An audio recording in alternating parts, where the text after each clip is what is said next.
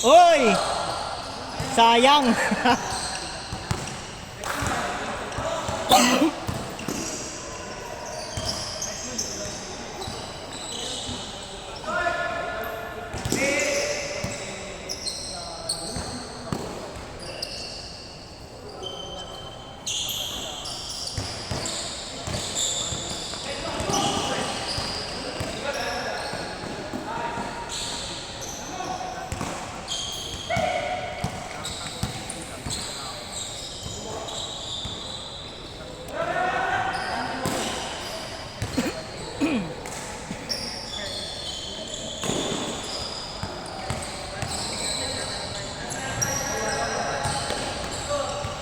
Fade away ah.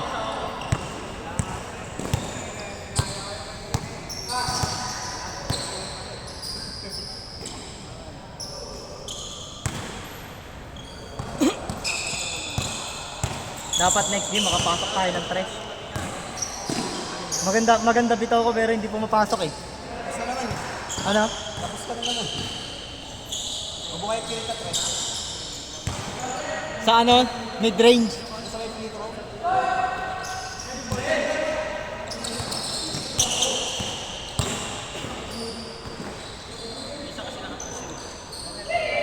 Ayoko kasi nagsishoot dyan eh. Low percentage. Jordan Poole ka ba? Oo.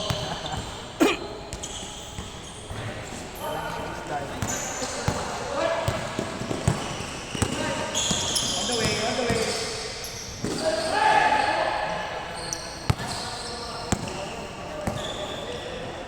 Ayos na.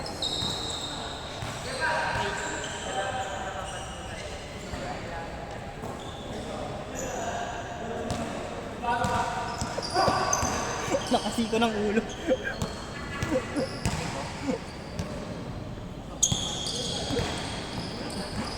Hindi na nakakapanibago.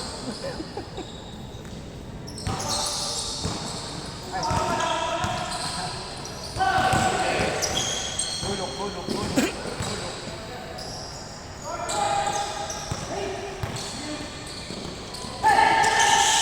Uy, puta, marunong ako.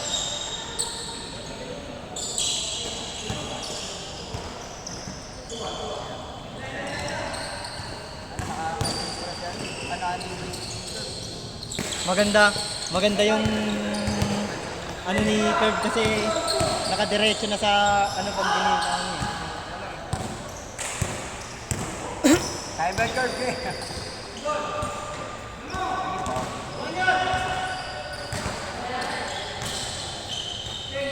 Dapat kasi pag 1-2 ay dalawa tinoton mo yung dalawa eh. Imbes na sila yung pepeke sa'yo, ikaw magpeke sa kanila magdepensa. Uy!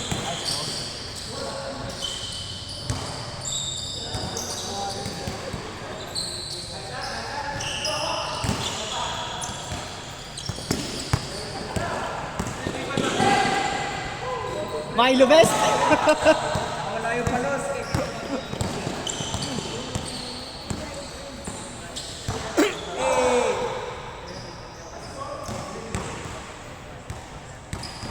Wala lang kasi siyang finish pero napakaganda ng talunan niya. Ay, nakakatawa kasi yung ano din. Yung burst. Yung biglang gagalaw galing stationary position. Ang bilis. Wow, this.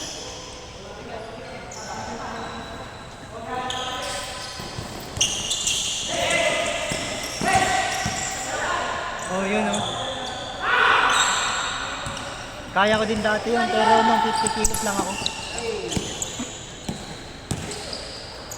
Hoy!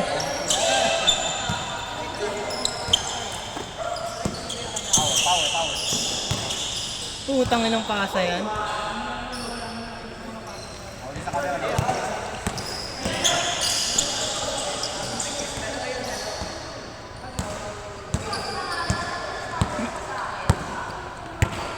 Pag kasi contact ang pinaka-safe ng board shot eh.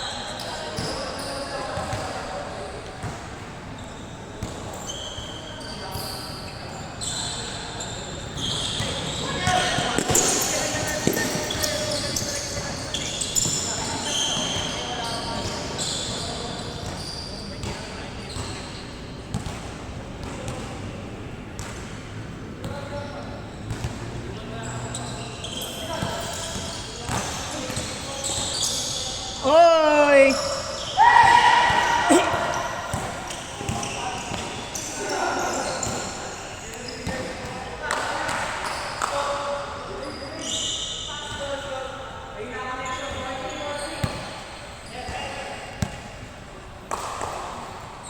Yung sanang ano, yung magandang combo, kahit hindi yung first step pero acceleration tsaka burst. Ay hindi, first step tsaka burst. Ay, tsaka burst. Pero pag walang kinis.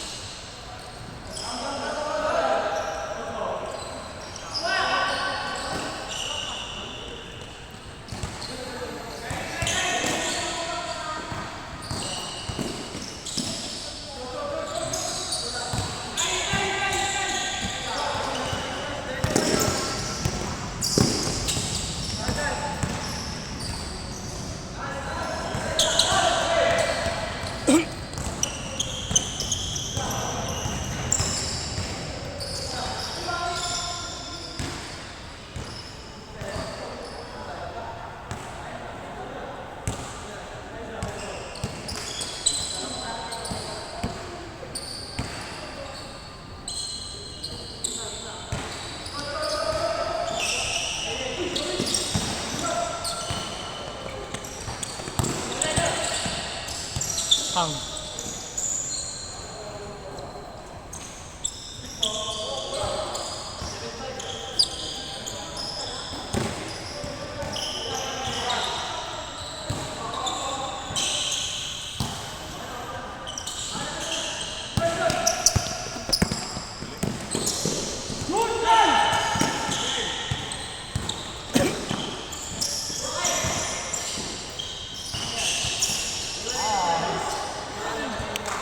What a pass!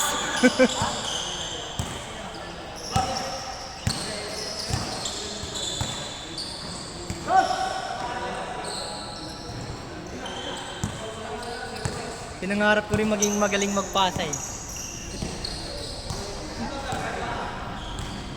Kanina pa wala ka siya.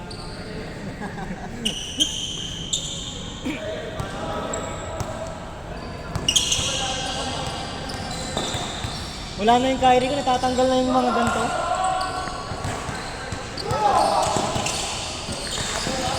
Baka din sa ano, sa kainis mo. Sa gawin ito. Dapat Brad nilalagyan mo ng sili kasi. Ganun ba? Meron akong ano dyan, nilalagay ko sa mga.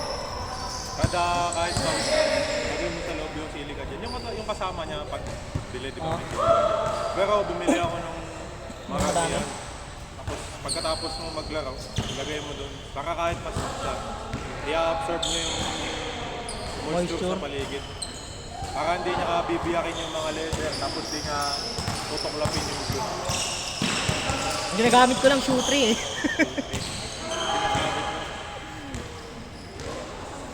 Sinushoe tray ang ko.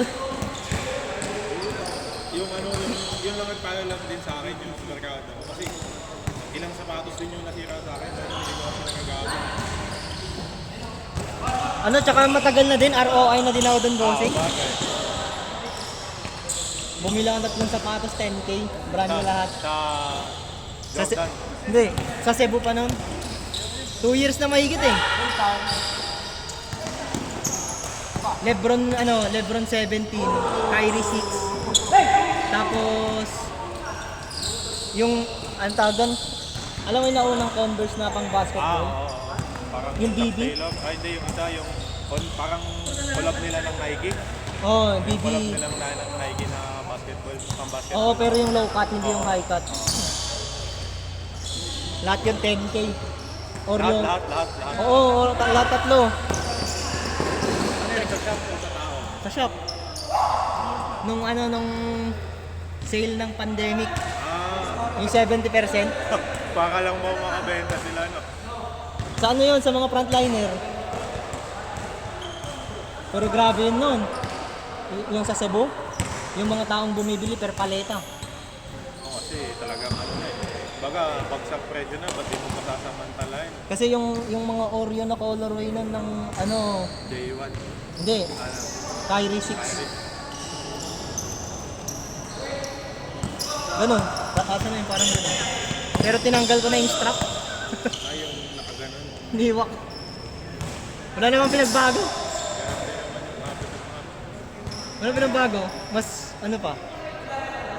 Mas maganda pa para sa akin na walang strap. Nasa taas ng support naman talaga yan. Sa akin, hindi ko kasi mabitawan yung sapatos ko eh. Yung Jordan ko nga na isa, pina-replace ko pa ng sole sa ano. Sa Anong Jordan yun? Soul Game. B-Fly lang naman, Jordan B-Fly. Kaso, Yung ba yung naka-zoom? Ay, oo, yung B-Fly. Max Orange yung color. Jordan 1 yun? Hindi, B-Fly talaga. Ano yung parang ibang Team shoe siya. May sapatos ako dating rice, hindi ko alam rice.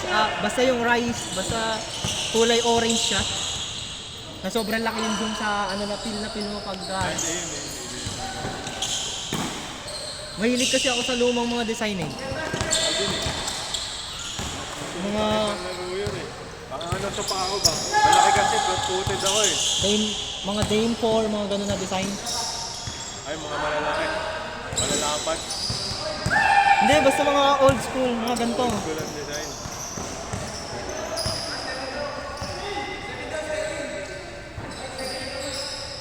Sleeping to the line. Alam mo, yung Adidas na ano, yung may parang all-star, pero ano, all-pro ata yung pangalan nun. Hindi ko lang alam. Medyo hindi ako maano sa Adidas eh. Kasi pagka nasa Amerika kami, yan ang una nang pinupuntahan. Nike talaga. Nike. Masarap kasi mamili pag nasa ibang bansa, medyo Nike. Oo, sa mga may mga discount din eh. Oo, yung kasi yung service namin, pagka lalabas kami ng ibang yung mga Pilipino, Siman nga mo, may mga cards sila na ano, lalo yung sa Australia, yung Foot Locker, may discount na sila eh. Yun yung ginagamit namin yung card nila para makakuha kami ng mga discount kahit 20%. Sayang din eh.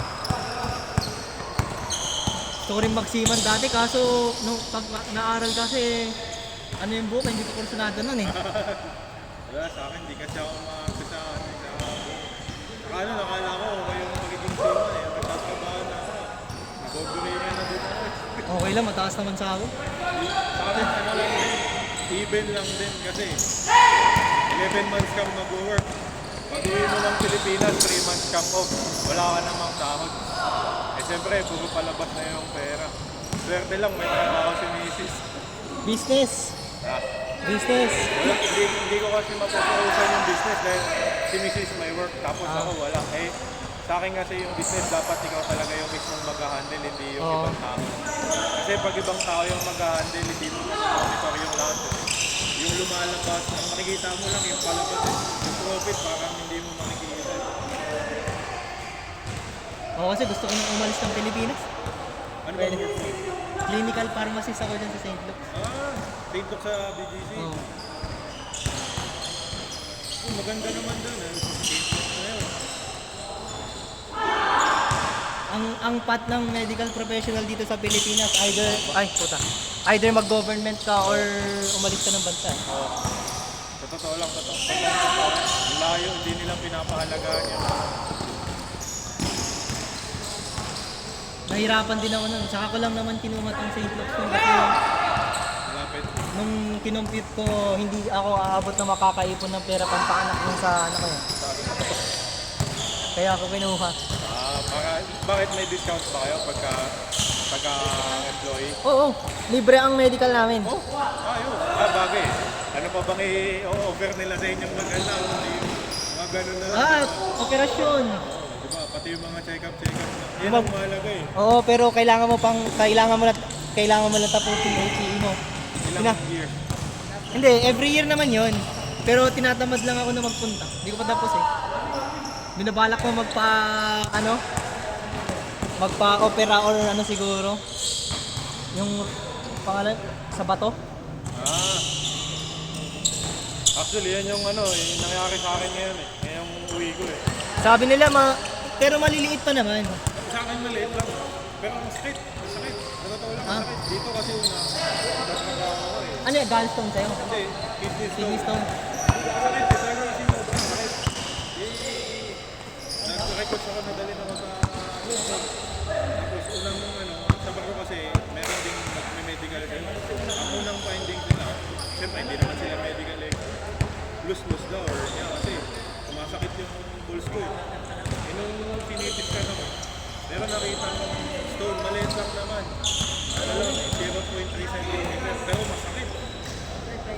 Baka bumabara o gumagalaw. Oo, gumagalaw siya kasi nagsimula na mararamdaman ko parang dahan-dahan na lumalayo eh. Tapos, Ang sa akin naman, hindi ko talaga lahat ng medicals ko, wala. Tapos, pero nasa Chongwa pa ako nung sa Cebu. Nag-medical ako, sa urinalysis ko, may finding na may isang dugo, isang RBC. Sabi sa akin, nag-gym ka ba? Nag-gym ako. persa ka na. Nag-gym ako, naka-high potassium diet ako, lahat-lahat. Tapos sabi sa akin ng ano gusto mo umulit ka na lang na mag-urinalysis o ultrasound ka na lang? Ultrasound ako dito. Pero lahat libre. Doon may nakita, may SANS. Pero kaya pa ng medication. Basta may pinainom na sa'yo, wala pa. Oo, naka-potassium citrate ako dati. Pero ngayon tumigil ako, puta. Ang alam mo side effect sa akin ng gamot na binigay nila. Putang di ako nilalabas. Alam mo yung dry Anong gamot ba? blockers. Kasi dalawa lang ang mo eh. Pagka sa kidney stones, either pantunaw. Alpha blockers yung sabi ng doktor eh. Parang dalawa yung binigay niya. Isang parang pangpaluwag ng daanan at saka isang alpha blockers eh. Yun yung sinabi niya sa akin eh. Alpha blocker bang potassium citrate? Hindi ko alam kung nakalimutan ko yung gamot eh. Pero alam mo yung talaga, nung ininom ko, natakot ako kasi. Uy! Maganda landing. Pero kung alanganin yun, susunod niya yung araw. Nakapas na. Maganon ako dati, hindi ko na ganun eh. May pumitigil na dito. Hindi ko talaga ugali yan. Sasalak. Kahit malaki ako, hindi ako sasalak. Katawan na. Hindi, ito pala sa right pala. So, wala na. Dito sa left, flexible pa. So, wala na. May pumitigil na dito. Hindi ko alam eh, basta po may Hindi pumitigil mo eh. pina-x-ray. Hindi na. High school pa, college pa ako ata, high school.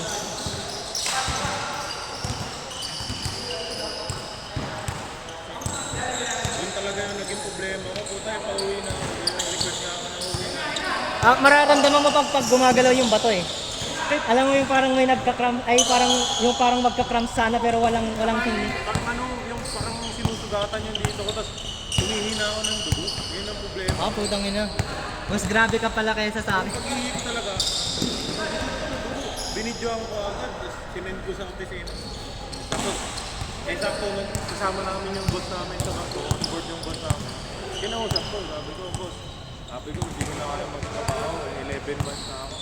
Sakto, kasi may maintenance kami, kailangan nila ako.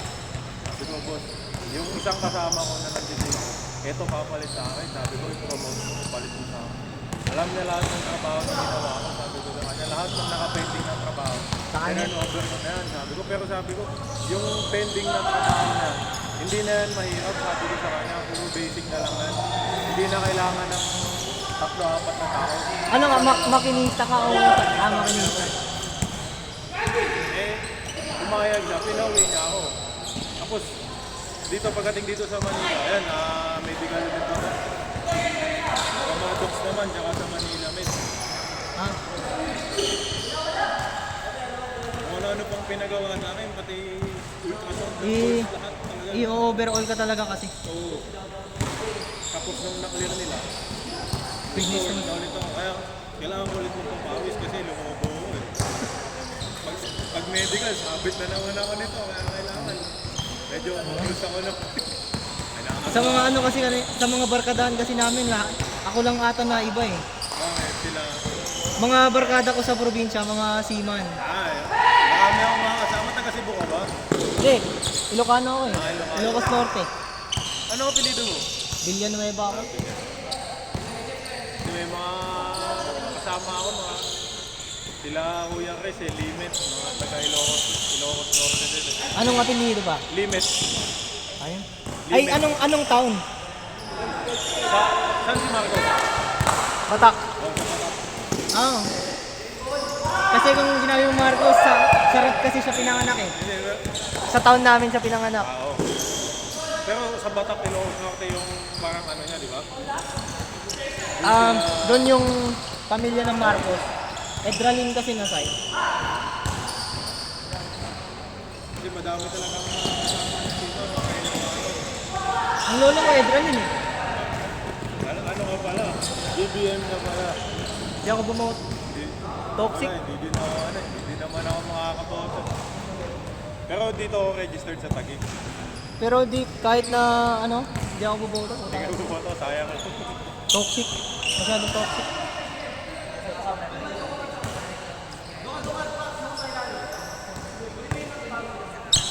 Kaya sa umuwi ako ng probinsya na makipagagawa na ako sa bus, kaya tayo magpapahinga na lang ako, nakakapagod sa trabaho na. Tulog mo na lang, no? Papahinga na. Nice.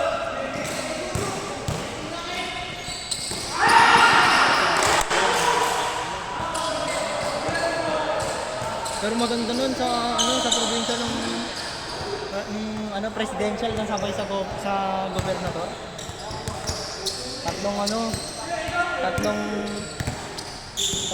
Tatlong balikbayan bak na tigitang libo ang pinapadala sa bahay na. Puto na ina. Talagang ano, nagpapaulan talaga sila ng pera, no? Oo, Sa atin din naman papaulan. Taxpayer din naman ang bawi. tatlong bahay namin. Tatlong balikbayan bak legit. Ano kasi yung tatay ko nun na sa town namin, siya yung coordinator. Pero mga malayong kamag-anak.